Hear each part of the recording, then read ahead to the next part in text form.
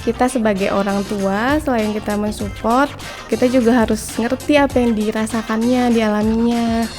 Udah ke Sidoarjo, ke Bekasi, ke Melaka, Malaysia, kemudian ke Siak itu bukan Riau ya, Riau. Siak, terus ke Aceh Timur.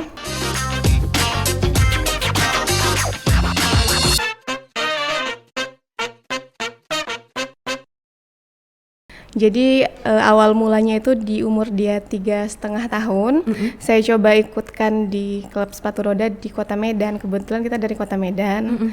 Nah, tapi di situ hanya 3 bulan saja karena dia merasa bosan ya Bang ya, kemudian jatuh terus, nangis, dan saya hentikan. Kemudian saya coba olahraga lain seperti karate, renang juga ya, kita ajar renang, bola. Dan balik sepatu roda lagi, ternyata dia pilihannya sepatu roda. Di umur 5 tahun kita masukin lagi sepatu roda. Di situ sepertinya dia benar-benar mendalami dunia sepatu rodanya. Dan alhamdulillah sampai sekarang dengan prestasinya ini semua. Kalau Alkin sendiri kenapa nih bisa suka banget sama sepatu roda, terus nggak bosen? Tadi kan Mama sempet bilang Alkinnya jatuh-jatuh, tapi kok tetap suka sama sepatu roda? Boleh diceritain nggak nih? Soalnya kayak bikin badannya berotot, sama larinya kayak bikin cepat, sama kayak seru juga, banyak teman jadi mau. Oh, karena seru, banyak temen gitu. Tapi kalau dari Mama sendiri ada nggak sih kayak, ayo nak kita belajar sepatu roda. Terus kalau misalnya Alkin bosen gimana dong? Pernah bosen nggak pas latihan sepatu roda? Karena Kalau pas Alkin bosen, Alkin ngapain biar semangatnya tuh tumbuh lagi? nggak tahu. Nggak tahu. Kak Putri, ini kan dalam mendidik anak berprestasi nih, alhamdulillah banget ya Kak. Masih di usia yang kecil, tapi kan kita nggak bisa bohong nih Kak, kalau anak kecil tuh masih ada masa-masa bosen. Ma, aku bosen, aku capek. Nah Kakak sendiri seperti apa nih? Kunci yang menjadi apa ya? Menjadi kunci lah kesuksesan anak itu, Kakak mendorongnya seperti apa?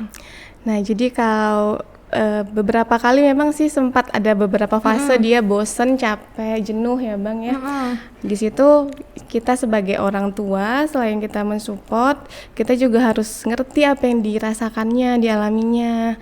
Kayak misalkan harus dia latihan fisik, lari, push up apa gitu kan dia capek tuh. Kita jangan hanya bilang ayo Bang latihan, tapi kita juga ikut lari sama dia bareng. Ayo kita sama-sama ya Bang. Nah latihannya yuk kuat-kuatan, nanti kalau kita nggak tahan pasti dia bilang gini, ah mama gitu aja capek katanya gitu kan. Ya Bang kan atlet, ya Bang lah Bang lebih hebat gitu. Jadi dia lebih semangat lagi kan, makin dinaik-naik gitu kan, jadi semangat lagi. Dan alhamdulillah juga di klub sepatu roda itu memang membuat anak-anak tidak jenuh karena ada latihannya itu, ada yang bermainnya, ada pola bermainnya seperti apa, tidak hanya latihan terus, enggak. Jadi ya mereka sambil bermain sambil berlatih ya Nak ya. Nah, Kak Putri kan tadi bilang dia sempat bosen di usia 3 tahun, terus akhirnya dia sempat stop, baru di usia Alkin kelima, itu baru fokus lagi ke olahraga sepatu roda. Karena kakak ngerasa kayaknya emang ini nih bakat anak aku gitu. Nah, ini kakak sendiri seperti apa sih Kak? Cara atau mungkin bisa mengetahui lah, ini kayaknya bakat anakku tuh di sini, bakat anakku tuh di situ. Seperti apa nih kakak bisa taunya? Dari kesenangan dia sih. Jadi pertama sih untuk anak umur segini kita harus lebih utamakan kesenangannya. Dia happy nggak di dalam suatu bidang itu, dia happy nggak menjalaninya. Saya lihat dia happy setiap mau main atau apa, mau persiapan sepatu roda dia senang. Dan selama latihan itu kan latihan ada tes waktunya juga, jadi progresnya itu dilihat ke orang tua. Saya lihat ini anak progresnya makin lama makin naik, mungkin dibandingkan teman-temannya yang sekelas dia, atau maksudnya itu sekelas, kalau lomba itu satu kelas gitu ya, satu arena terus ya. Itu dia alhamdulillah lebih di atas dibandingkan teman-temannya. Jadi saya pikir ini potensinya besar nih anak. Sayang kalau kita nggak benar-benar support. Jadi ya alhamdulillah saya dan bapaknya juga support bener lah. Kalau Alkin sendiri berarti awal mula bisa ikut gabung dari sepatu roda itu karena apa tuh Kak? Gimana? karena ini sih kita suka jalan-jalan sore tuh suka lihat-lihat anak-anak ngeroda. Jadi ngeroda itu kalau yang udah jago-jago kenceng-kenceng, Ngeroda itu sepatu roda. iya, jadi istilahnya yuk ngeroda yuk, ada ngeroda gitu. itu main sepatu roda. Jadi yang speed deh dia, jadi tuh kelasnya ada yang pemula, standar sama speed. Jadi kalau lihat anak yang speednya itu bener-bener kenceng kayak naik motor gitu, balap-balapan kan, jadi seru liatnya. Terus dia Kalau bawa. Alkin sendiri dari tipe-tipe yang tadi dia masuk yang kemana nih Kak? Udah yang speed. Oh udah yang ke speed. Iya, udah yang speed. Alkin ini tadi Kak Putri sempat infoin pindahan dari Medan ya Kak? Iya benar. Oke. Nah di Medan kan saat Alkin latihan di Medan. Nah saat ini untuk di Tanjung Pinang Alkin seperti apa latihannya Kak?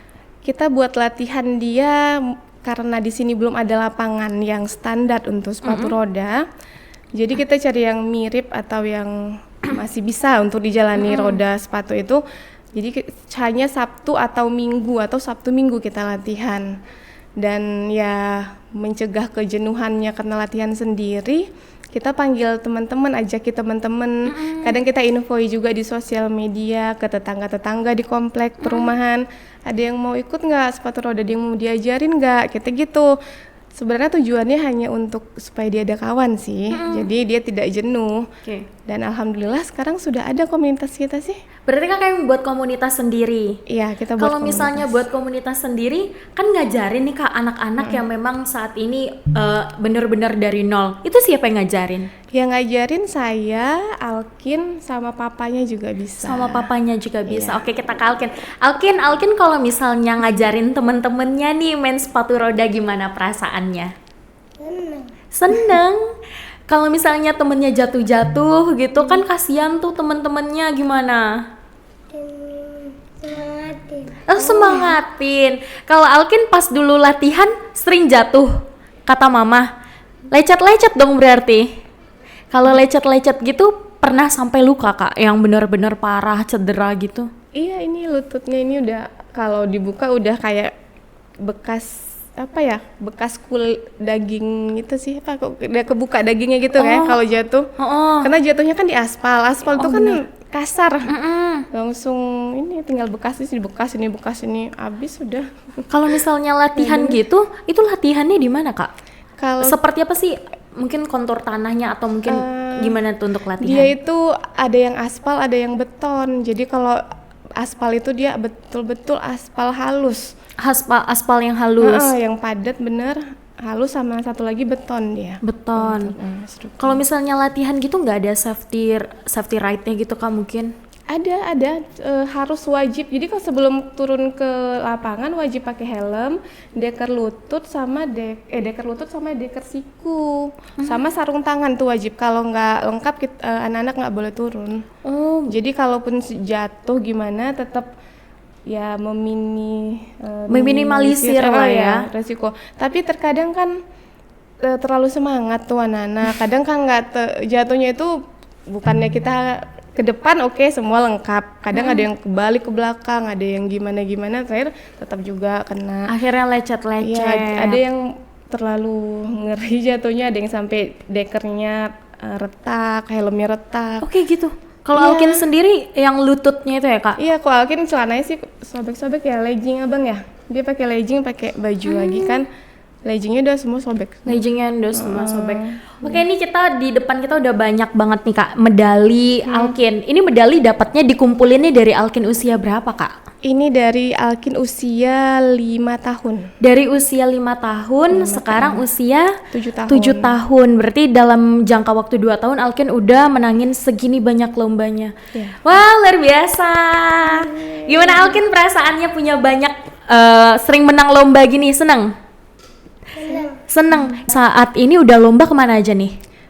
Udah ke Sidoarjo, ke Bekasi, ke Melaka, Malaysia, kemudian ke Siak itu Pekan Riau ya, Riau. Siak, terus ke Aceh Timur, kemudian mana ya, Bekasi 2 kali sih kita ya, terus ke Bantul. Kemudian pas di Bantul itu kita nggak ada bawa medali, Bantul, tapi kita udah pernah ke sana. Berarti Alkin ini udah skala nasional sama internasional yang udah diikutin. Alkin sekarang lagi ngedalamin bola juga ya? Ngedalamin bola sama renang. Nah, di antara 3 itu Alkin paling seneng sama yang mana nih? Bola. Bola. Bola ini baru ya Kak ya? Iya. Alkin baru 6 bulan. Sedangkan kalau sepatu roda udah 2 tahun. Bola baru 3 bulan. Oh, bola baru baru 3 3 bulan. Wow, banyak banget loh Alkin ini. Nah, nah Kak ini kan sekarang Alkin juga udah mulai udah mulai ikut beraktivitas di banyak hal. Tapi kalau dari orang tua sendiri atau mungkin anaknya sendiri, itu pengen didalemin di satu cabang olahraga aja atau memang mau ke 2 cabang nih Kak? Karena anaknya kayaknya dengernya seneng bola juga. Iya.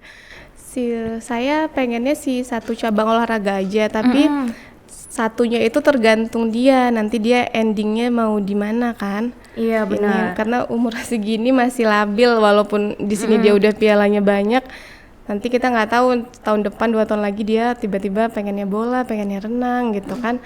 Selama dia happy jalaninya ya nggak apa-apa sih, kita support terus aja. Oke. Selama nggak bentrok juga. Tapi kalau dari kakak sendiri, parentingnya berarti memang mengikuti mood anak dan tidak memaksa gitu Kak? Iya, jadi balik lagi tadi, yang penting anak ini harus senang, harus happy jalani apa yang setiap hari harus dilakukannya. Di situ ketika ada happy kita lihat, disitulah kita support. Dan saya juga pernah dengar dari salah satu seminar psikolog bahwasanya untuk anak-anak yang mempunyai skill ataupun expert dalam suatu bidang, nah itu akan menimbulkan kepercayaan diri yang lebih tinggi dibandingkan anak-anak lain. Nah, jadi untuk sekarang ini kepercayaan diri untuk anak-anak segini saya pikir sangat penting, apalagi lagi maraknya body shaming ya di sekolahan atau di luar ya. Nah, sedangkan kepercayaan diri itu kan bisa mencegah body shaming dari lingkungannya. Misalkan dia dibully ataupun diejek-ejek atau dia bisa menolak secara verbal ataupun secara fisik kan, karena dia merasa aku ada sesuatu keahlianku nih, jadi dia merasa pede untuk berkuasa atas diri dia. Dan saya setelah mendengar seminar itu saya makin semangat sih, oh ya anak ini memang harus expert, terserah sih bidang olahraga atau akademis ataupun religi atau apa, terserah, yang penting dia harus ada sesuatu yang skill dia. Oke. Sekarang kan Alkin ini juga udah sekolah nih Kak, udah kelas 2 SD ya. Iya benar. Nah itu Kakak dengan banyaknya aktivitas Alkin di non akademis, lalu juga menyeimbangkan di akademis agar tetap seimbang, itu seperti apa? Jadi kalau untuk olahraganya mungkin ya memang sudah memang lebih waktunya di non akademis. Di akademisnya ini kita ya mau nggak mau, jadi kalau malam dia itu nanti siap pulang latihan bola atau latihan renang, dia les bahasa Inggris juga. Kadang juga kita di sekolahnya itu kan juga ada ngaji-ngaji, kita tetap sih, tapi nggak memaksakan dia, nggak harus setiap hari, enggak, tapi ada seminggu itu ada 2 kali atau 3 kali kita ini kan. Jadi selain dari akademis juga di non akademis, di non akademis, di akademisnya juga kakak tetap mendukung di hal-hal lain. Cuma memang kebetulan Alkin itu lebih menonjol di bidang non akademis sepertinya kayak saat ini. Iya benar. Lalu dengan banyaknya aktivitas itu seperti apa sih Kak cara orang tua, atau mungkin ini kakak sekalian share nih Kak ke orang tua di luar sana. Kadang tuh mereka yang suka gini loh Kak, ini mungkin agak out of topic ya, ngerasa kayaknya ntar anak aku capek deh. Nah mungkin dia tuh bisa ngerasain anak aku ntar capek, udah deh nggak usah deh. Atau mungkin bisa jadi anaknya yang minta, ma aku pengen olahraga yang ini, ma aku pengen ikut ini, tapi mungkin ibunya yang kayak nggak usah, ntar kamu capek, kamu fokus aja di akademis gitu. Itu gimana tuh Kak menurut Kakak? Kalau itu Malah orang tuanya nih membatasi karena takut gitu. Kalau Kakak sendiri seperti apa? Kalau menurut saya untuk orang tua yang berpikiran seperti itu, saya pikir jangan, karena kan anak-anak akan menentukan dulu dia pengennya seperti apa. Selama masih positif dan dia kan tahu badan dia itu mampu atau enggak, dan kita bisa lihat kayak misalkan si Alkin ini kita ikutkan beberapa macam olahraga dan ternyata di minggu pertama ngedrop nih badannya nih. Ya kan saya sebagai orang tua udah tahu ini dia nggak mampu nih semua. Berarti kan otomatis kita akan hilangkan satu persatu. Seperti itu, jangan langsung dibatasin, sayang kan. Karena dari kecil sih, sekarang ini semua itu dimulai dari kecil. untuk mendapatkan prestasi itu emang benar-benar dari awal. Di luaran orang anak-anaknya juga berpikiran hal yang sama, sehingga banyak saingan tuh. Kalau nanti anak kita udah setengah gede ataupun misalnya udah SMP tuh baru pengen nih masukin, kasihan. Sedangkan yang untuk satu bidang itu anak orang lain udah dari SD loh ngedalaminnya gitu kan. Kalau saya sih karena kalau saya ini untuk anak saya sesuatu itu saya kok nggak hanya untuk main-main, males lah, kok nggak ada fokusnya saya males gitu kan.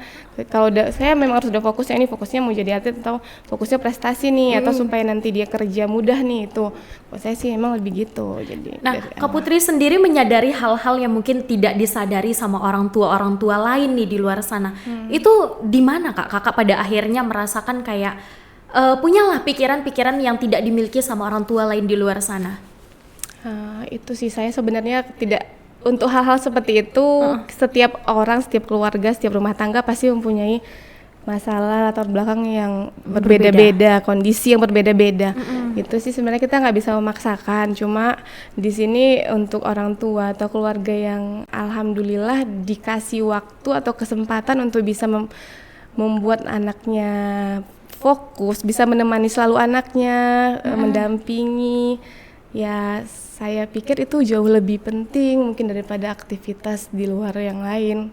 Tapi kalau memang harus keluarga, karena kan gini, perempuan kan harus kerja, ataupun ada juga yang dia nggak bisa 24 jam menemani anaknya karena harus jaga ibunya atau neneknya, ataupun ada jarak jauh antara suami dan istri tempat kerjanya gitu kan. Kayak saya nggak bisa memaksakan. Tapi untuk beberapa keluarga atau rumah tangga yang dimana kondisinya alhamdulillah diberi kesempatan untuk bisa anaknya diurus dengan secara betul, bukan maksudnya lebih ini masanya anakku loh gitu, bukan masanya aku lagi gitu kan. Kok saya lebih berpikirnya gitu. Sekarang kalau ditanya bukan saya ini apa, tapi anak kamu nanti jadi apa gitu. Saya lebih ke situ sih sekarang. Jadi ya seperti itu sih. Makanya juga mau kasih saran juga takut karena kan nanti ya kan pandangan orang berbeda-beda. Setiap orang karena masalah orang juga berbeda-beda. Jadi sebisa ya mereka akan bisa, pola pikir mereka akan sesuai dengan kondisi yang mereka jalani sih. Cuma sebaiknya anak itu sih sangat penting menurut saya. Benar. Nah, tadi Kak Putri sempat bilang kalau misalnya mencari kegiatan anak itu cari yang positif dan bukan sekedar main-main. Nah, berarti kan ada pandangan ke depan nih yang Kak Putri lihat. Nah, kalau misalnya dari Alkin sendiri, Kak Putri yang benar-benar didik sampai dia berprestasi jadi atlet sepatu roda. Nah, itu apa Kak? Pandangan atau mungkin tujuan Kak Putri ke depannya? Tujuan saya sebenarnya dari awal saya masukin ke sepatu roda ini, pertama saya memang kepingin dia ini sehat ya. Pertama dia sehat, ya nggak bisa dipungkiri anak-anak sepatu roda memang badannya bagus-bagus sih. Jadi dia makanya dia sekarang abang pengen berotot, ya udah. Jangan berotot juga, yang penting bagus gitu kan. Ya, terus yang kedua yang juga seperti saya bilang tadi, kalau dia berprestasi, dia akan lebih mudah untuk mendapatkan sesuatu yang nanti orang lain harus ada tes, dia tidak perlu ada tes, dia bisa jalur prestasi gitu loh. Misalkan dia pengen masuk kuliah mana, universitas terkenal mana, bisa melalui jalur prestasi dia ini, ataupun pekerjaan seperti saya rasa sekarang masih berlaku pegawai negeri atau apa kan, yang berprestasi itu juga lebih ada jalurnya ya. Mana tahu nanti dia di tesnya tidak lulus, ada cara lain untuk dia bisa. Kita sih sebagai orang tua mempermudah dia di masa depannya aja sih. Ya, karena kan kalau kita mikirin ninggalin atau meninggali harta aja itu belum tentu bisa. Kalau kita ninggali prestasi atau gini kan untuk masa depannya, saya lebih berpikir seperti itu. Kalau dalam kayak mendidik anak sampai akhirnya berprestasi seperti Alkin gini Kak, ada nggak sih kesulitan atau tantangan yang Kak Putri rasain? Kesulitan, kadang kita kesulitannya di mood-moodnya tadi kan, mood-moodannya. Kalau dia suruh latihan kadang berantem dulu nih, padahal udah waktu lombanya udah mepet kan. Gitu. Tapi dia lagi nggak mood, lagi males, itu kadang berantem dulu, ayo cepat gitu. Terus ya yang nggak bisa dipungkiri sepatu roda ini lumayan sih untuk apanya ya? Apanya tuh Kak? Kayak sepatunya, rodanya apa gitunya. Tentang harga dan lain-lain Iya ya, Kak? itu kita memang harus betul-betul maksimal. Bener-bener kita harus apa ya namanya, bisa mampu mengeluarkan lah, iya, mau benar. bermodal gitu ya Kak. Iya benar, karena memang untuk usia segini belum bisa ditanggung sama negara. Nah jadi kalau di Medan tuh ada namanya kayak atlet binaan KONI, ada atlet binaan Platda, ada atlet binaan. Nah itu dimulai dari umur 12 tahun ke atas. Baru dapat lah Baru bisa dapat bantuan dari instansi-instansi terkait. bergaji lah gitu, mereka gitu. istilahnya sudah bergaji. Tapi kalau untuk anak usia Di bawah 12 belum. Jadi kan kita harus memodali dia dulu untuk biar bisa nanti dia berpenghasilan kan. Nah, di situ kita juga memang harus maksimal sih ya. Iya benar. Harus ngalah lah, misalnya kita pengen beli apa ya ngalah dulu. Dia Dulu untuk beli sepatu roda. Sebelum kita spill tentang berapa sih kira-kira modal yang harus itu. Alkin, tadi Mama sempat bilang kalau Alkin suka mut-mutan kalau latihan, suka berantem dulu sama Mama baru mau pergi latihan. Emang kalau misalnya lagi mut-mutan gitu, kenapa tuh? Karena bosen, karena capek, atau apa? Bosen. Tapi suka sama sepatu roda. Nah itu bosennya karena kenapa tuh? Pengen ikut yang lain atau pengen gak mau latihan dulu?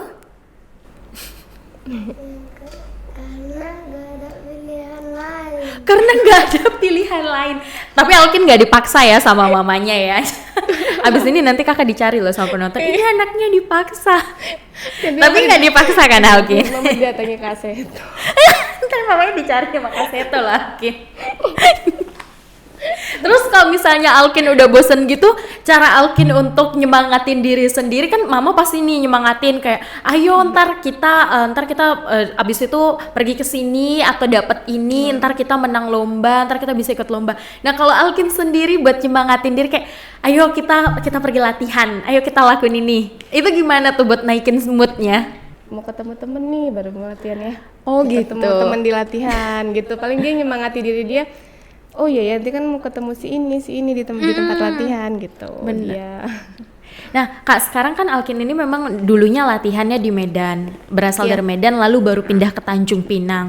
Nah di Tanjung Pinang sendiri itu saat ini ada nggak sih Kak organisasi, yang itu kan nggak ada nih. Nah akhirnya kakak sendirilah dan suami serta Alkin yang membuat komunitas ya Kak, bisa kita katakan komunitas. Lalu juga kakak dan suami serta Alkin yang menjadi pelatihnya. Itu nggak ada dukungan dari, apakah ada kerjasama atau dukungan gitu Kak dari pihak-pihak lain? Belum ada. Belum ada. Sampai saat ini belum ada. Jadi kita masih sendiri dulu. Saat ini masih sendiri. semua sendiri. Kita beli apa properti untuk latihan kita masih sendiri. Properti untuk latihan. Iya kayak kun kan ada tuh.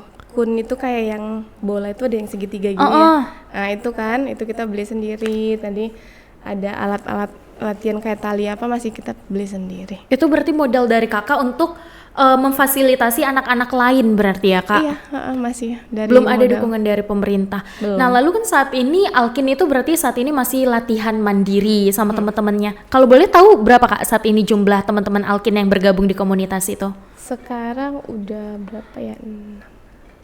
Yang selalu ada 6 orang. Yang selalu ada 6 orang. Yang itu yang pasti. Tapi kadang setiap minggu tuh ada aja tuh nanti yang gabung boleh yuk ikut gabung Itu kita ikut yuk. aja. Kita oke aja sih, nggak ada masalah. Itu alat-alat semua bisa minjem dari punya Alkin atau harus bawa sendiri?